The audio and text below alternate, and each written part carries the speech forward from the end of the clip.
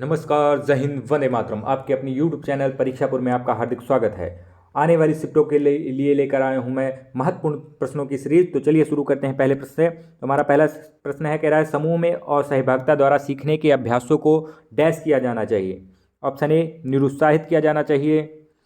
B, अनदेखा किया जाना चाहिए। सी, प्रोत्साहित किया जाना चाहिए। डी, इनमें से कोई नहीं। तो देखिए जो इस प्रश्न का राइट आंसर होगा वो होगा सी, प्रोत्साहित किया जाना चाहिए। Option C is right answer. चलिए अगले प्रश्न पर चलते हैं। कह रहा है कि कुनैन नामक दवाई किससे प्राप्त होती है। ऑप्शन ए, तुलसी के पौधे से। बी, एकोनाइट पौधे से। बी, सिनकोना के पौधे से। डी, जली पौधे से। तो देखिए जो इस प्रश्न का राइट आंसर होगा वो होगा सिनकोना के पौधे से। Option C is right answer. अगला प्रश्न है हमारा कि पौधे के विभिन्न भागों के शिक्षण हेतु आवश्यक है पाठ्यपुस्तक, श्यामपट्ट, पौधों का अवलोकन, पौधों का चित्र। तो देखिए जो पौधे के विभिन्न भागों से शिक्षण हेतु आवश्यक होता है वो होता है पौधों का अवलोकन। Option C is right answer. Question number 4 हमारा कह रहा है कि भारत में वन महोत्सव दिवस मनाया जाता है 1 जुलाई को, 2 अक्टूबर को, 10 अगस्त को, 1 दिसंबर को। तो देखिए जो वन महोत्सव दिवस मनाया जाता है वो मनाया जाता है 1 जुलाई को। Option A is right answer. और ये पूरा सप्ताह चलता है, तो 1 जुलाई से लेकर ये 7 जुलाई तक चलता है। चलिए अगले प्रश्न की ओर चलते हैं। कह रहा है कि डैश अधिगम प्रक्रिया में सर्वोपरि भूमिका है। ऑप्शन ए, शिक्षणविद। बी, छात्रों के ज्ञान की। सी, शिक्षक की। डी, शिक्षण सामग्री की। तो देखिए इस प्रश्न का जो राइट आंसर होगा वो होगा छात्रों के ज्ञान की। Option B is right answer. Question number 6, कौन सा जीव दांत होने के बाद भी भोजन को निगल जाता है। ऑप्शन ए, सांप। बी, अमीबा। सी, फन। डी, चूहा। तो देखिए जो दांत होते हुए भी भोजन को निकल जाता है, ऑप्शन ए, सांप। Option A is right answer. और देखिए सांप के 2 दांत होते हैं और दोनों को दोनों खोखले होते हैं। और इसकी एक सब्जी बनती है जिसे कहते हैं लिंग हुफेन। ठीक है, ये सब्जी सिंगापुर में बनाई जाती है। सिंगापुर की डिश मशहूर डिश है। चलिए क्वेश्चन नंबर 7, समेकित शिक्षा का अभिप्राय है सभी बच्चों के लिए नियमित स्कूल, एकीकृत स्कूल, विशेष स्कूल, मुक्त विद्यालय। तो देखिए जो इस प्रश्न का राइट आंसर होगा वो होगा नियमित school. Option A is right answer. चलिए अगले प्रश्न पर चलते हैं। कह रहा है कौन सा जानवर एक दिन में 100 किलो से ज़्यादा पत्तियां खा जाता है। यहाँ पर मिस टाइपिंग हो गई है। ऑप्शन ए, जंगली भैंसा। बी, हाथी। सी, घोड़ा। डी, गैंडा। तो देखिए जो इस प्रश्न का जो राइट आंसर होगा वो होगा हाथी।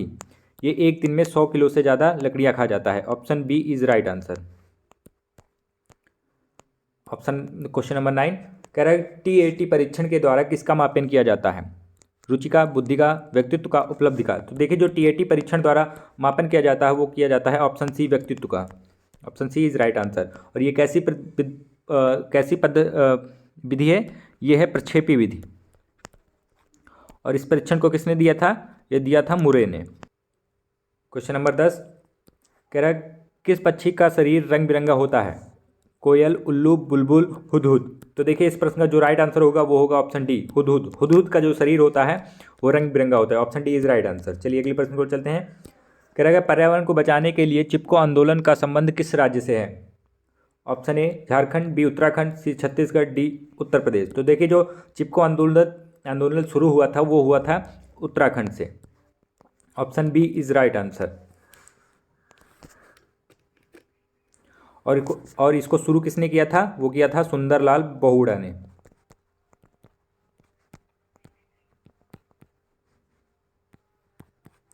चलिए अगले प्रश्न की ओर चलते हैं। कह रहा है कि निम्नलिखित में से किसकी सुनने की शक्ति इतनी तीक्ष्ण होती है कि वह वायु के पत्तों के हिलने की ध्वनि और घास पर किसी जानवर के चलने की ध्वनि में अंतर कर सकता है। ऑप्शन ए, बाघ। बी, गिद्ध। सी, रेशम का कीड़ा। डी, कुत्ता। तो देखिए जो ऐसी सुनने की शक्ति होती है वो होती है बाघ के अंदर। Option A is right answer. Question number 13, Bharat में प्रोजेक्ट टाइगर कार्यक्रम किस वर्ष आरंभ किया गया था। 1982, 1972, 1973, 1981। तो देखिए जो प्रोजेक्ट टाइगर शुरू किया गया था ऑप्शन सी 1973 में किया गया था। और बाघ दिवस कब मनाया जाता है। वो मनाया जाता है 29 जुलाई को। ठीक है। और सबसे ज़्यादा बाघ जो हैं वो हमारे इंडिया में हैं। और इंडिया में कहाँ है सबसे ज़्यादा? एमपी में। चलिए इस प्रश्न का राइट आंसर सी होगा। चलिए अगले प्रश्न को चलते हैं। कह रहा है पेड़ के तने पर छेद करके कौन सा पक्षी अंडे देता है?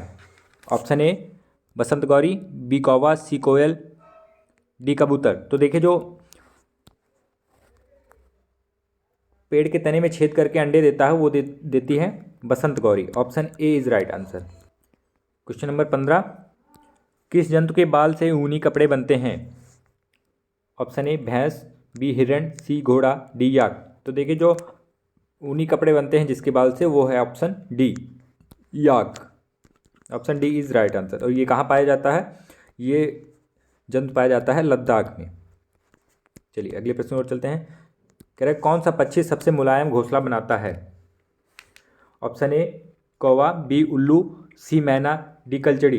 तो देखिए जो सबसे मुलायम घोंसला बनाता है वो ऑप्शन डी कलचड़ी बनाती है।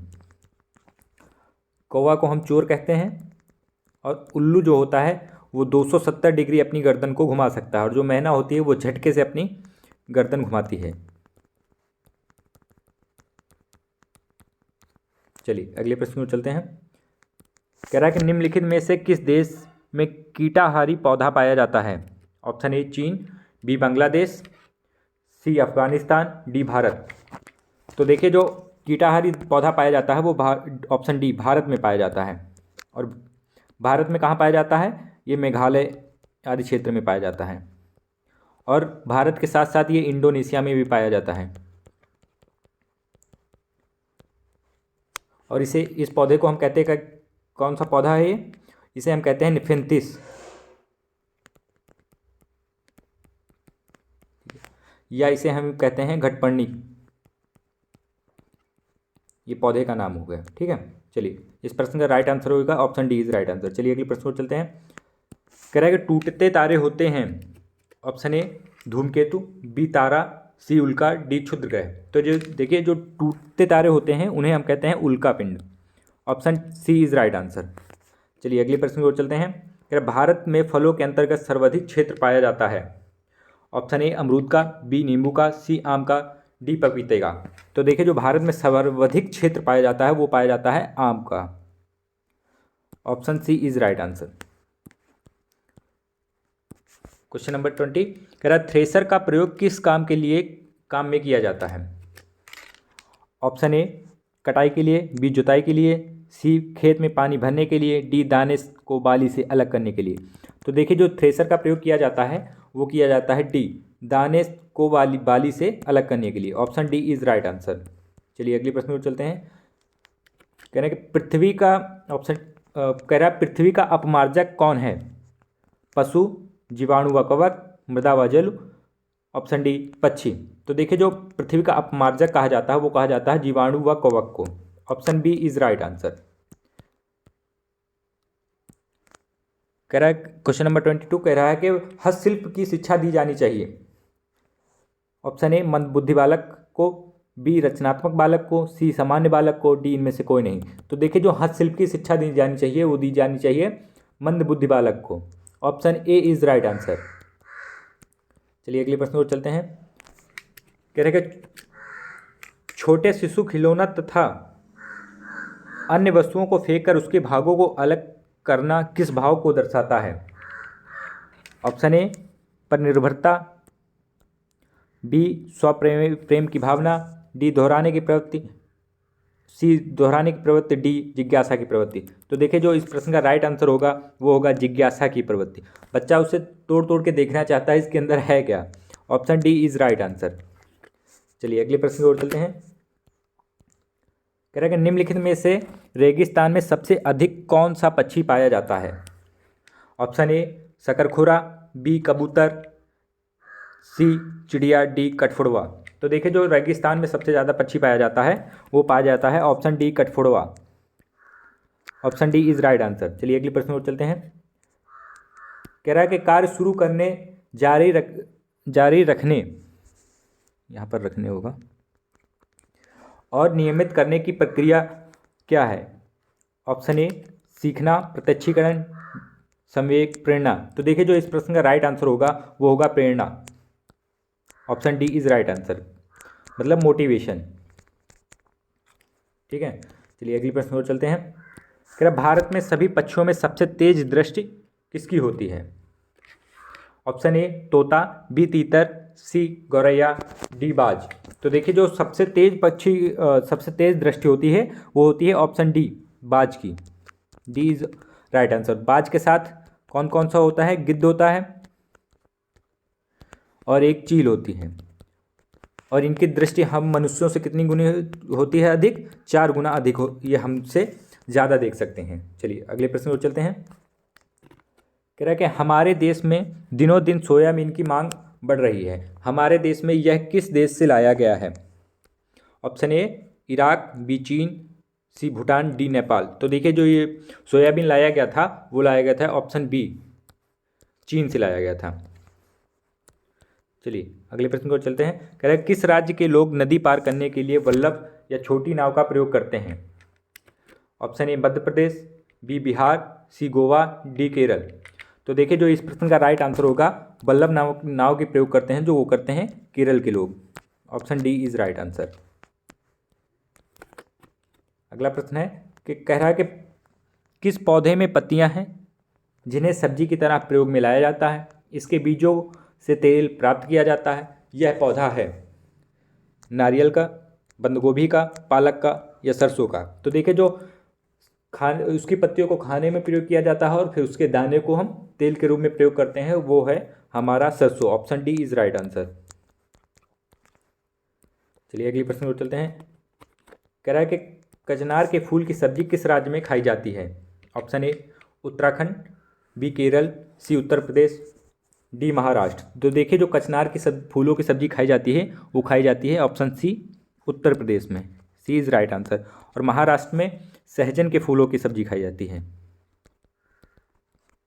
केरल में केले की सब्जी खाई जाती है। क्वेश्चन नंबर 31 कह रहा है कि कांटे हुए पत्तियों को दर्शाकर एक शिक्षक किस प्रकार के पौधे के बारे में पढ़ा रहा है? स्थली, जली, उभयधर्मी या मरुस्थली। तो देखिए जो कांटेनुमा पत्तियां होती हैं वो अधिकतर हमारी मरुस्थल में पाई जाती हैं। ठीक है, तो हमारे इस प्रश्न का जो राइट आंसर होगा option D is right answer. और इन मरुस्थल ये पौधों को हम कहते हैं xerophyte.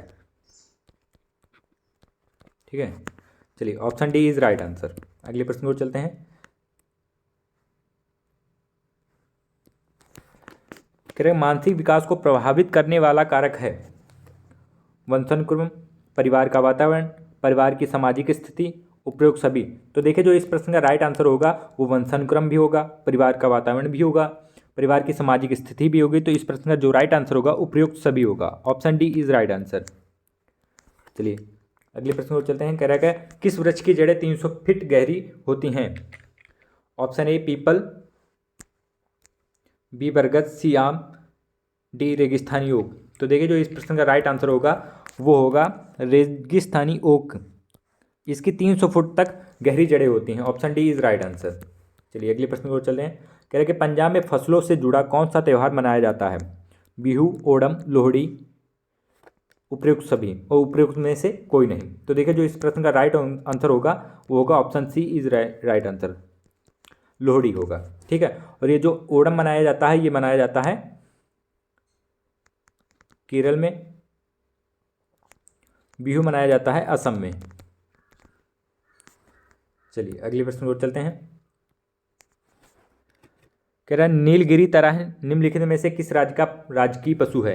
Option A Tamil Nadu, B Maharashtra, C Kerala, D Karnataka. तो देखिए जो इस प्रश्न का राइट आंसर होगा वो होगा तमिलनाडु। नीलगिरी कहाँ का पशु है? राजकीय पशु तमिलनाडु का है। Option A is right answer. चलिए आज का अंतिम प्रश्न होगा।